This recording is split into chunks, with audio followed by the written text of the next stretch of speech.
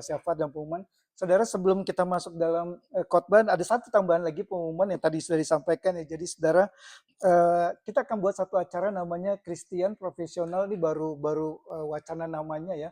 Profesional Support Center dan Fellowship Forum. Jadi ada 3 orang, 3 bapak ya di luar dari gereja ini yang kontak saya dan mereka mau yuk bikin seperti gini. Jadi kami berempat, kami yang lagi persiapkan, pikirkan semuanya dan kami sudah ketemu beberapa kali dan akhirnya memutuskan akan kita segera mulai. Jadi ini adalah khusus acara untuk para pekerja yang bekerja di marketplace yang beragama Kristen, boleh Protestan, boleh Katolik, yang penting Kristen.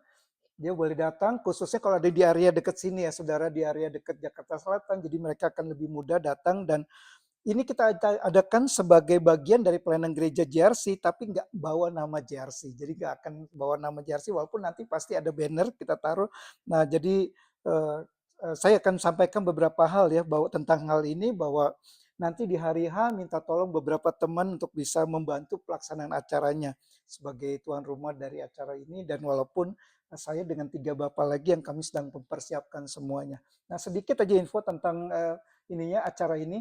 Jadi pertama ini acara ini adalah, waduh sorry saya malah jadi nggak kebaca. Ya, pertama adalah ini tujuannya. Jadi untuk mendapatkan visi misi ada tadi udah. Nah, visi misinya dulu ya. Jadi visinya adalah membangun profesional Kristen yang kristiani dan berdampak di dunia kerja. Nah, misinya adalah menjadi forum persekutuan dan support center bagi para profesional Kristen, membangun komunitas profesional Kristen lintas bidang pekerjaan. Jadi bidang pekerjaannya apapun juga, level apapun juga, sama lintas denominasi gereja, mau dari gereja manapun juga silakan. Terus membangun sekaligus networking, sekaligus support system bagi para profesional Kristen, dan menumbuhkan kesadaran bahwa pekerjaan itu adalah vokasi. Jadi bukan cuma tempat mencari nafkah, tapi itu panggilan, panggilan hidup orang percaya.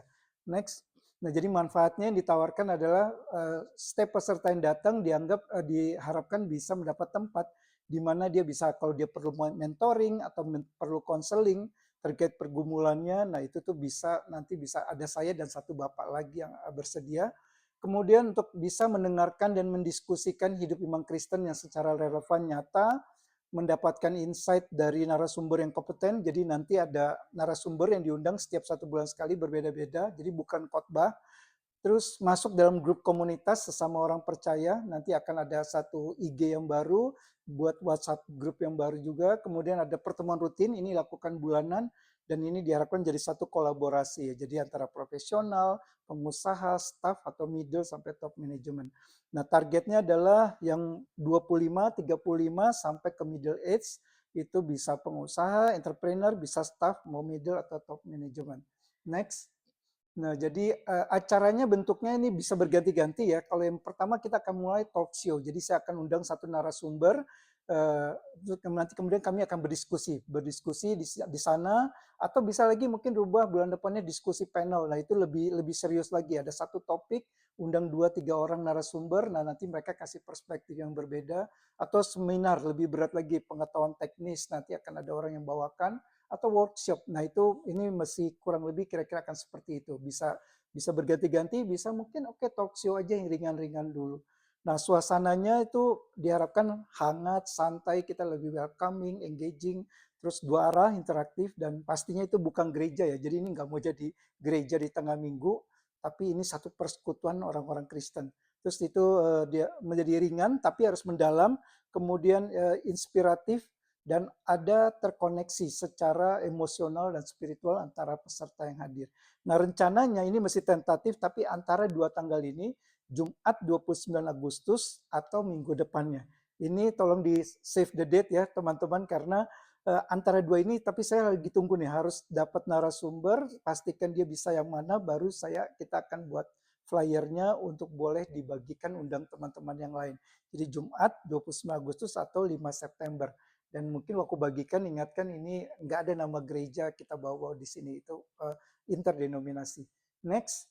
Nah, ini kurang lebih ya susunan acaranya seperti ini. Jadi datang 5:30 datang, kemudian open registrasi, lalu snacking dulu, kita mingle yang datang sampai jam 6.15, kemudian 6.15 mulai perkenalan singkat masing-masing peserta, nama, kantor, pekerjaan, lalu ada saya pimpin doa pembukaan, kemudian saya jelaskan singkat visi misinya dari forum ini apa, lalu setengah 7 sampai jam 7.15, 45 menit nanti ada sesi utama adalah talk show. Jadi ada satu narasumber yang kita akan undang, saya di sini akan jadi moderatornya aja, tapi dia yang akan berbicara.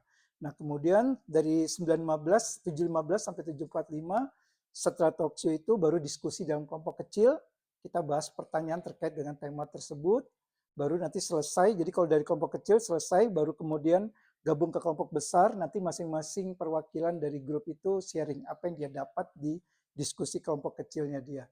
Nah, selesai 19.45, makan malam, itu 45 menit sambil mingle, bisa fellowship, bisa networking, ya tukar kartu nama, semua di situ sampai setengah 9, baru setengah 9 sampai 9.45, sampai 8.45, pengumuman, lalu saya akan merangkum pembicaraan tema hari itu, nyanyi satu lagu pujian, dan habis itu doa penutup. Jadi kurang lebih kayak gini. Jadi nanti tentu minta bantuan teman-teman untuk melayani dari mulai registrasi, atau kalau ada yang di sini bisa juga menjadi host, moderator, boleh gantian dengan saya nanti.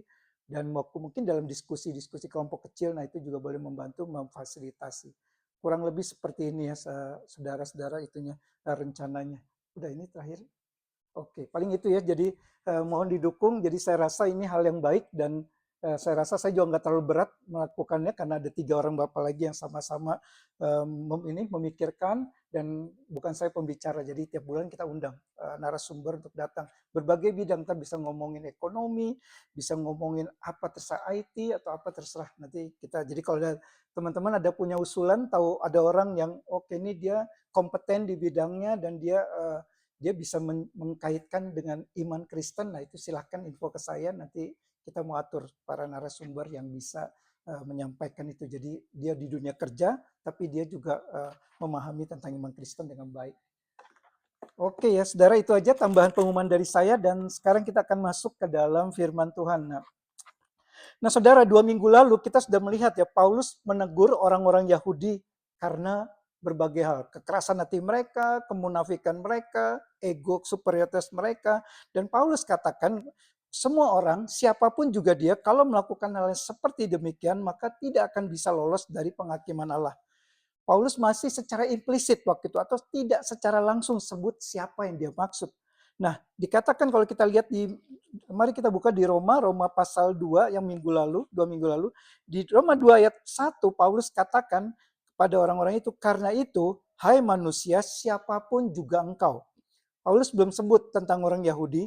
Nah, tapi di ayat 17 dan seterusnya yang kita akan pelajari hari ini, Paulus tegur mereka udah langsung secara eksplisit, secara langsung. Dikatakan di pasal 2 ayat 17, tetapi jika kamu menyebut dirimu orang Yahudi. Jadi Paulus udah langsung tegas, nih saya lagi ngomong ke kamu loh, orang-orang Yahudi.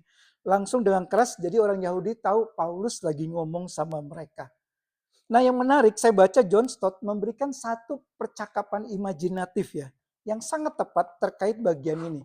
John Stott katakan demikian, terkait bagian ini. Jadi orang-orang Yahudi itu pasti tidak suka waktu Paulus menyamakan diri mereka dengan orang-orang kafir. Kan tadi kita lihat di pasal 2 ayat 1 sampai 16, Paulus seolah-olah bilang kamu tuh sama orang kafir sama aja, akan dihakimi Allah nanti. Nah, menurut John Stott itu dianggap seperti mereka tidak suka dengan perkataan Paulus tersebut, sehingga mereka berkata demikian kepada Paulus. Ini secara imajinatif. Paulus, memang kamu tidak tahu ya siapa kami. Kami ini orang Yahudi loh. Bangsa pilihan Tuhan yang dipilih Tuhan sendiri oleh tangannya secara langsung menjadi umat pilihannya. Kami punya Taurat Musa, kami juga punya ritual sunat yang Allah sendiri berikan dan perintahkan. Kami juga memiliki perjanjian dengan Allah yang Allah langsung berikan pada nenek moyang kami, yaitu Abraham. Bagaimana mungkin Paulus kamu pikir di hadapan Allah, kami sama saja dengan orang-orang kafir itu? Itu menurut Johnson, dan saya waktu membaca tepat. Tepat sekali imajinasi ini. Nah, dalam perikop yang akan kita pelajari hari ini, ayat 17-29, Paulus membantah apa yang mereka katakan tersebut dengan mengatakan bahwa pemahamanmu tentang hukum Taurat dan sunat itu salah. Bahkan statusmu sebagai umat Allah itu pun tidak akan dapat menolong kamu dari penghakiman Allah kalau kamu tetap hidup tidak menghormati Allah. Nah, dari kesalahpahaman orang Yahudi tentang Taurat dan Sunat tersebut, kita dapat melihat bahwa kita pun sebagai orang Kristen bisa melakukan kesalahan yang sama seperti mereka, yang karena kita harus berhati-hati, saudara. Jadi mari kita buka teks kita hari ini dari Roma pasal 2 ayat 17 sampai 29, menyambung khotbah 2 minggu lalu. Kita akan baca secara bertanggapan, saya ayat 17, saudara 18, begitu seterusnya, ayat 29 kita akan baca bersama-sama. Roma 2 ayat 17 sampai 29. Beginilah firman Tuhan. Tetapi jika kamu menyebut dirimu orang Yahudi dan bersandar kepada hukum Taurat, bermegah dalam Allah, silakan.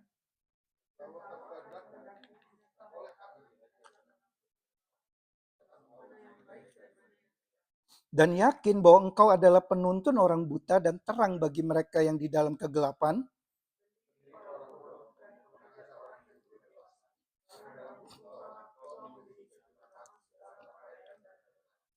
Jadi, bagaimanakah engkau yang mengajar orang lain, tidakkah engkau mengajar dirimu sendiri? Engkau yang mengajar jangan mencuri, mengapa engkau sendiri mencuri?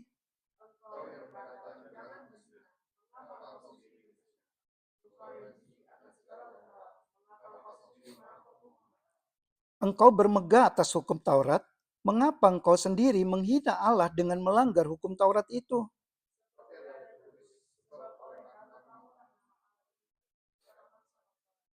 Sunat memang ada gunanya jika engkau mentaati hukum Taurat. Tetapi jika engkau melanggar hukum Taurat, maka sunatmu tidak ada lagi gunanya.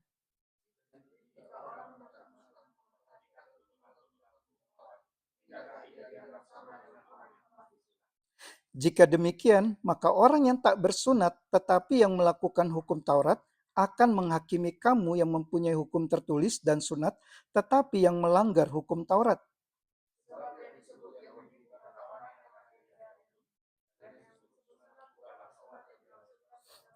Bersama-sama. Tetapi orang Yahudi sejati ialah dia yang tidak nampak keyahudiannya, dan sunat ialah sunat di dalam hati secara rohani, bukan secara hurufiah. Maka pujian baginya datang bukan dari manusia, melainkan dari Allah. Mari kita tundukkan kepala berdoa. Bapa, kami datang lagi kepadamu, kami bersyukur kalau setiap kali ada kesempatan kami mendengarkan firman-Mu, kami percaya itu bukan sebuah kebetulan, tapi ada maksud secara khusus oleh Roh Kudus bagi setiap kami. Karena kami percaya, karena kami adalah orang-orang Kristen yang sering lupa akan kebenaran-Mu, yang perlu akan terus dididik, diajar, diingatkan, bahkan ditegur oleh firman-Mu.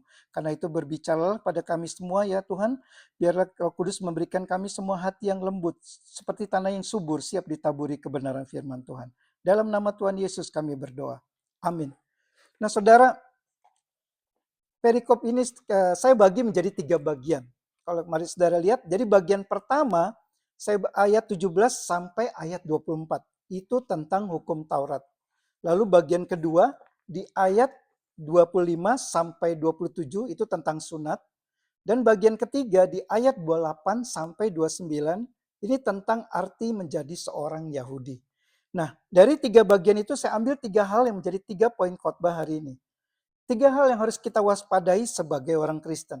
Yang pertama, tahu kebenaran tapi tidak melakukannya. Yang kedua, menjadikan ritual lebih penting daripada ketaatan. Dan yang ketiga, menjadi orang Kristen tanpa hati yang baru. Mari saudara kita masuk ke poin yang pertama. 3 hal yang harus kita waspadai sebagai orang Kristen. Yang pertama, tahu kebenaran tapi tidak melakukannya.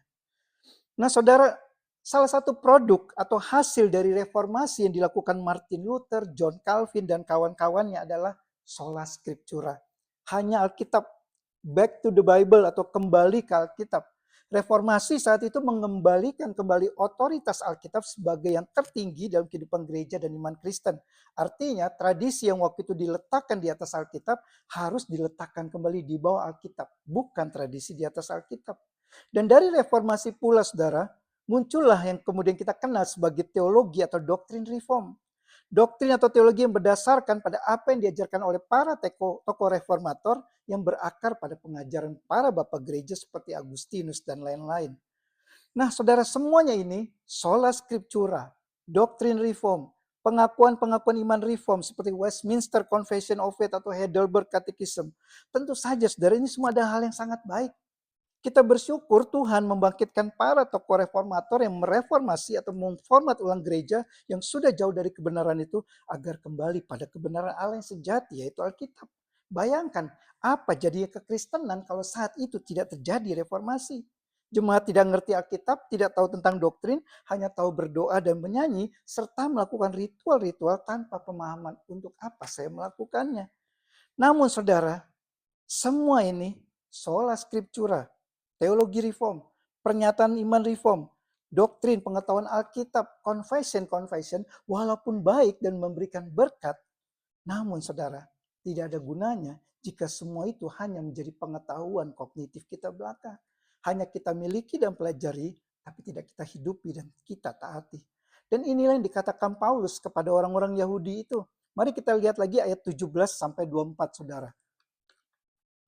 Ada 5 privilege atau hak istimewa yang Paulus sebutkan yang dimiliki oleh orang Yahudi di dalam ayat-ayat tersebut. Privilege yang pertama, hak istimewa mereka adalah sebagai orang Yahudi. Dikatakan Paulus di ayat 17 awal, tetapi jika kamu menyebut dirimu orang Yahudi. Kata Yahudi ini saudara langsung membedakan mereka dengan orang-orang lain yang dikategorikan sebagai orang kafir. Berasal dari bangsa dari suku Yehuda, kemudian mengacu pada peristiwa keluaran, dan seterusnya sampai masa pembuangan, umat Allah dikenal sebagai orang-orang atau bangsa Israel atau orang Yahudi. Nah jadi bagi orang Yahudi itu hanya ada 2 macam orang. Kami orang Yahudi yaitu orang umat pilihan Allah yang diberikan perjanjian khusus, berkat khusus oleh Allah, dengan orang kafir yang di luar dari perjanjian Allah atau dikutuk oleh Allah. Nah, menjadi seorang Yahudi tentu adalah sebuah keuntungan. Semua berkat khusus yang mereka miliki dan terima itu bermuara, bertitik tolak dari satu hal ini. Kami adalah orang Yahudi, bangsa Israel. Karena itu bicara tentang etnis Yahudi sama dengan bicara tentang satu hak istimewa yang tidak dimiliki oleh orang lain. Karena itu orang Yahudi sangat bangga. Kami adalah bangsa yang spesial di mata Allah. Itu privilege yang pertama, saudara. Privilege kedua, Paulus katakan, kamu punya hukum Taurat. Dikatakan selanjutnya di ayat 17 tadi, bersandar kepada hukum Taurat. Hukum Taurat di sini merujuk kepada 10 perintah Allah, sekaligus semua hukum Musa lainnya yang adalah turunan dari 10 perintah Allah yang begitu banyak tersebut. Dan bayangkan saudara, dari semua bangsa yang ada di dalam dunia ini, hanya orang Israel yang memiliki hukum yang ditulis Allah langsung dengan tangannya. Mereka merasa sangat bangga dengan hukum Taurat mereka. Lalu privilege ketiga, saudara, mereka memiliki satu relasi yang khusus dengan Allah. Di ayat 18a dikatakan Paulus, tahu akan kehendaknya. Berarti orang-orang Yahudi ini dia akan mengenal siapa Allah sejati itu, mengenal karakter Allah, sifat Allah, dan tahu apa yang Allah kehendaki bagi mereka. Bangsa mana yang punya keistimewaan seperti ini? Lalu privilege keempat, mereka mampu membedakan antara yang baik dan tidak baik. Mereka punya hukum Taurat, mereka mampu membedakan mana yang baik dan tidak baik. Di ayat 18 bagian akhir, dapat tahu mana yang baik dan mana yang tidak. Dalam Alkitab bahasa Inggris kata yang dipakai adalah excellent atau the best. Mereka sudah diajar Taurat, mereka tahu hidup yang excellent itu seperti apa. Lalu privilege yang kelima yang terakhir, mereka punya kapasitas dan kemampuan di atas orang-orang lain pada umumnya. Di ayat 19 dan 20 tadi, Paulus menuliskan peran orang Yahudi yang begitu luar biasa. Di ayat 19 dan 20 Paulus katakan penuntun bagi yang buta, membawa terang bagi yang dalam kegelapan, pendidik orang bodoh, pengajar bagi yang belum dewasa. Bayangkan saudara, mereka punya posisi seperti demikian. Maka itu di ayat 19 bagian akhir Paulus katakan, kamu punya kegenapan segala kepandaian dan kebenaran. Kamu bisa mengajar orang, kamu bisa didik orang, kamu bisa bawa orang pada terang. Nah saudara, setelah buat daftar privilege atau hak istimewa tersebut, kelebihan mereka, berkat-berkat khusus yang telah mereka terima, maka sekarang Paulus menegur mereka dengan sangat keras akan ketidakkonsistenan dan kemunafikan mereka. Habis diangkat Paulus, langsung mereka dijatuhkan lagi. Mereka mungkin baru saja senyum merasa hebat, ya setuju dengan Paulus, kami adalah bangsa yang luar biasa, tapi tidak berlangsung lama. Paulus langsung menunjukkan dosa mereka yang tidak menghormati Allah. Terlepas dari semua berkat dan keistimewaan yang mereka miliki tersebut, Paulus katakan, kamu telah gagal dalam menghidupi apa yang kamu ketahui itu. Di ayat 21 saudara sampai 24, Paulus menunjukkan betapa ironis dan munafiknya hidup orang Yahudi itu. Ada 3 dosa yang Paulus sebutkan di ayat tersebut. Dosa mencuri, dosa berzina, dosa penyembahan berhala. Tiga-tiganya ini adalah pelanggaran dari 10 hukum Taurat. Jadi 3 dosa ini saudara, Paulus katakan kamu ngomong ke orang kafir untuk tidak melakukannya, tapi kamu sendiri justru melakukan. Sangat kontras dengan berkat dan keistimewaan mereka sebagai orang Yahudi. Mereka tahu siapa Allah, mereka tahu sifat Allah, tapi mereka sama sekali tidak menghormati Allah dengan hidup mereka. Mereka punya hukum Taurat, mereka tahu isinya, mereka bahkan mengajarkan Taurat itu kepada orang lain, tetapi mereka justru melanggarnya. Mereka tahu mana yang baik, bahkan yang excellent, tapi mereka justru melakukan yang buruk. Mereka nuntun orang buta, padahal mereka sendiri hidup dalam kebutaan rohani.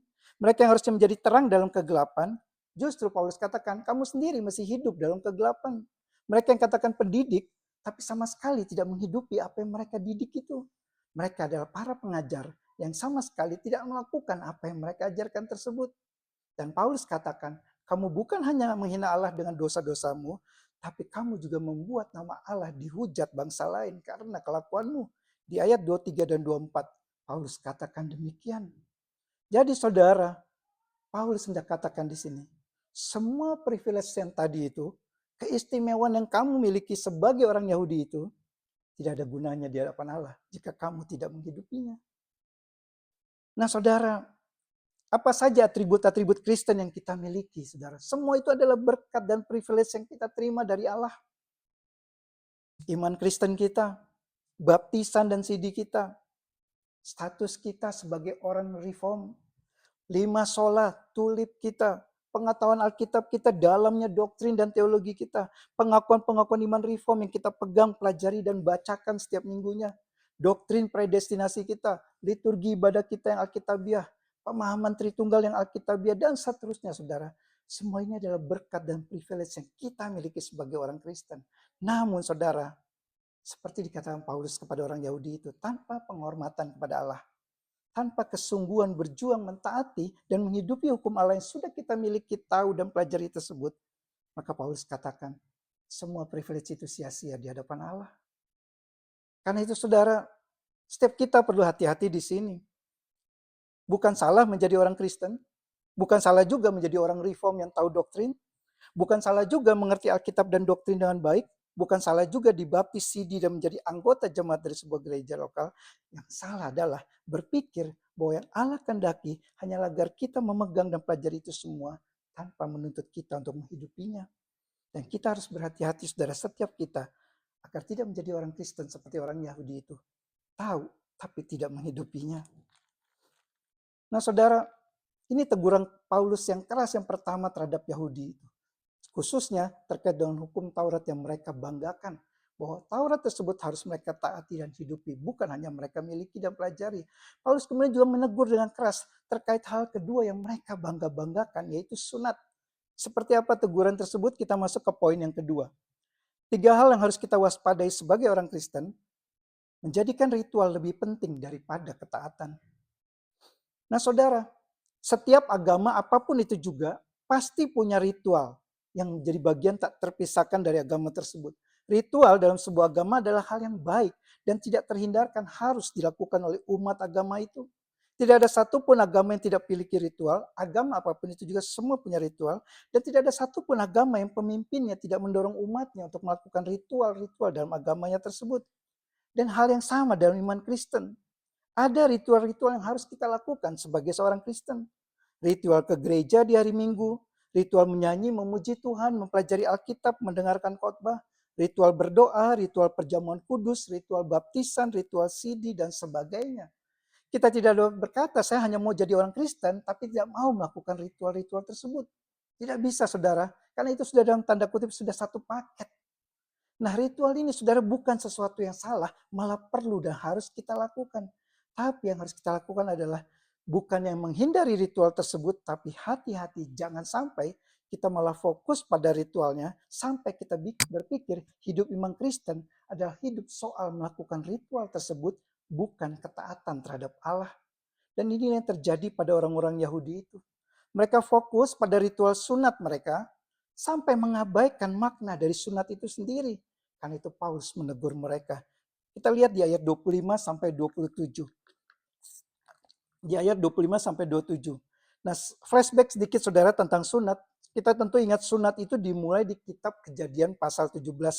Di mana sunat adalah sebuah ritual yang menjadi tanda yang terlihat dari perjanjian Allah dengan bangsa Israel. Di Kejadian pasal 17 dikatakan Allah memberikan janjinya kepada Abraham dan keturunannya, dan tanda dari perjanjian Allah itu adalah setiap anak laki-laki yang berumur 8 hari harus disunat. Dan setelah Allah berikan perintah dan janji tersebut, Abraham yang saat itu berusia 99 tahun, Ismail dan semua laki-laki yang ada di rumah Abraham, semuanya disunat. Semua keturunan Abraham sejak saat itu harus disunat sebagai tanda dari perjanjian Allah dengan mereka. Jadi bicara tentang sunat, sama bicara tentang perjanjian Allah yang khusus dengan orang Yahudi atau bangsa Israel.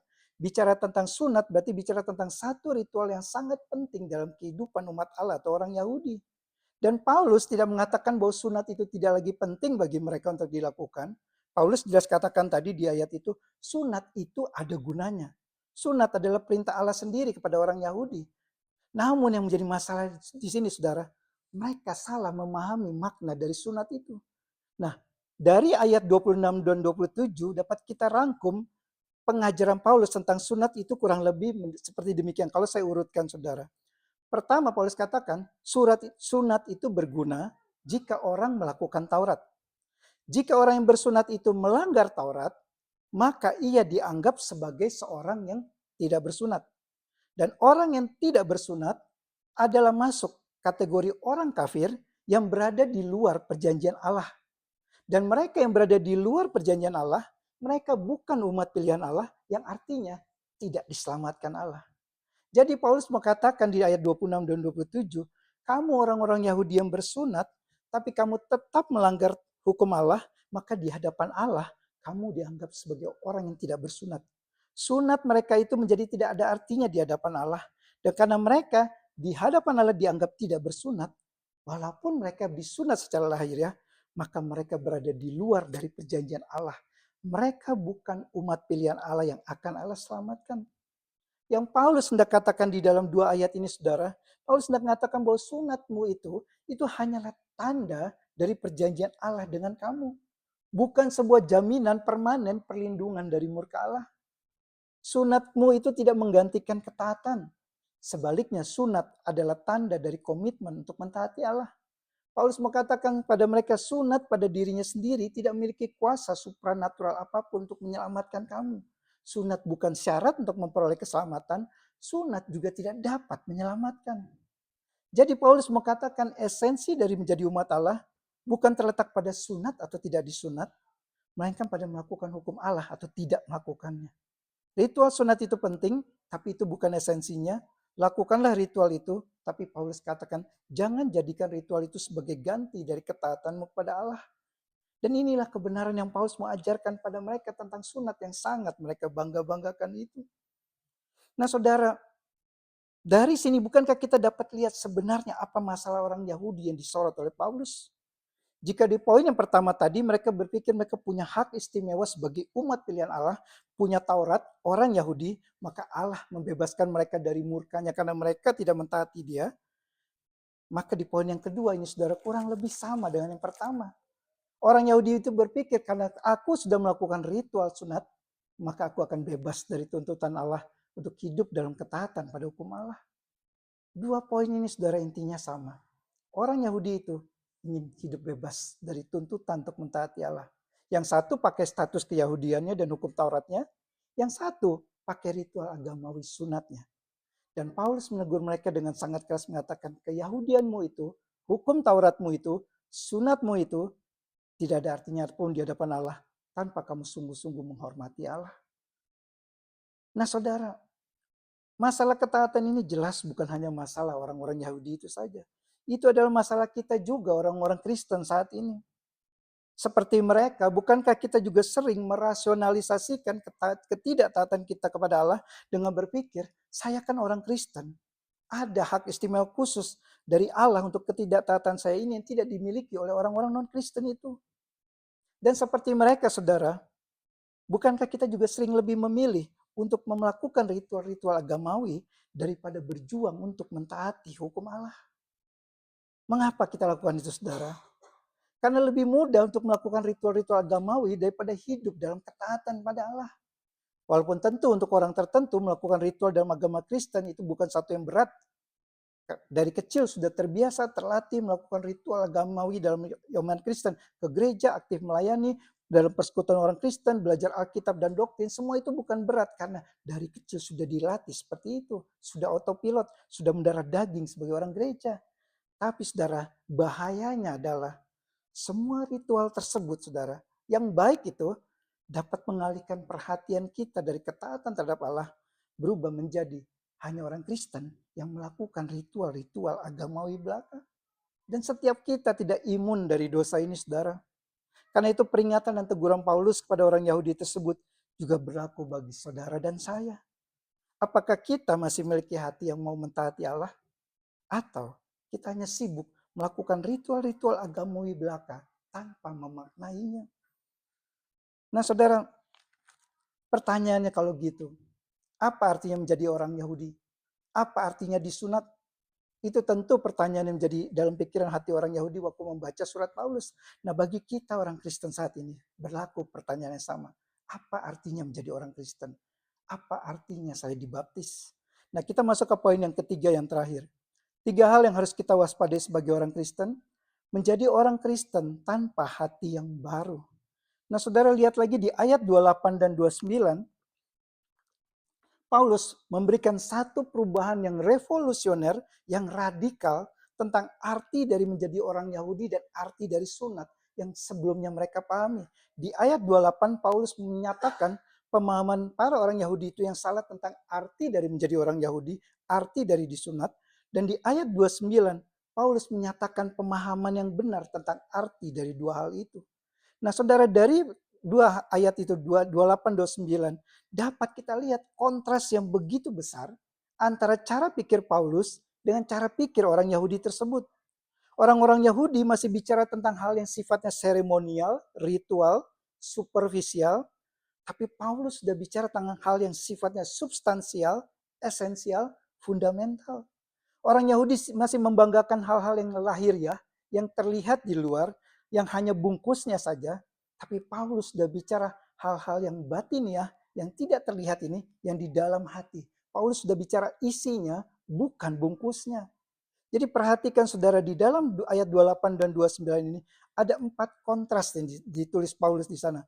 Kontras antara di luar dengan yang di dalam, kontras antara yang terlihat dengan yang tidak terlihat, kontras antara daging dengan hati, kontras antara hukum dengan roh.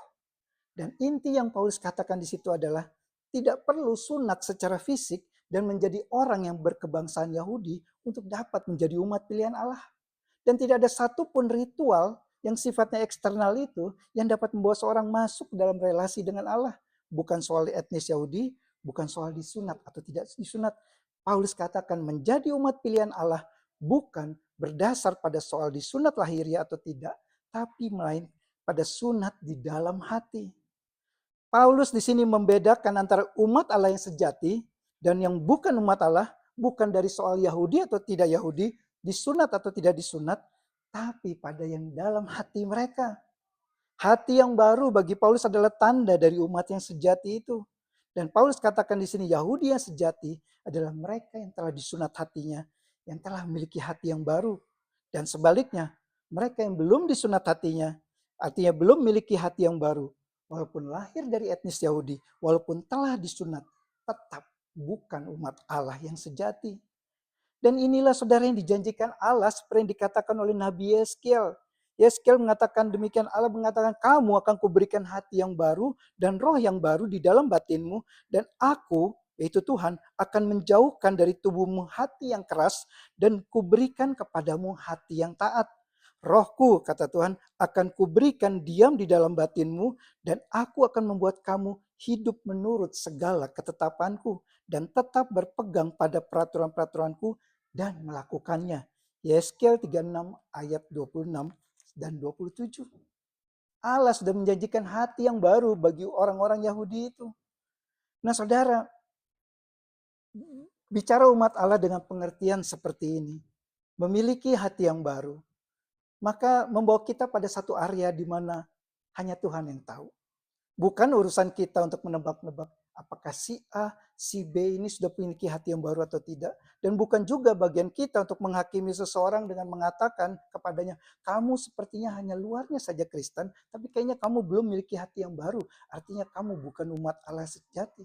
Itu bukan urusan kita dan jangan lakukan itu saudara kepada siapapun. Hanya Roh Kudus yang tahu mana umat Allah yang sejati, mana yang tidak.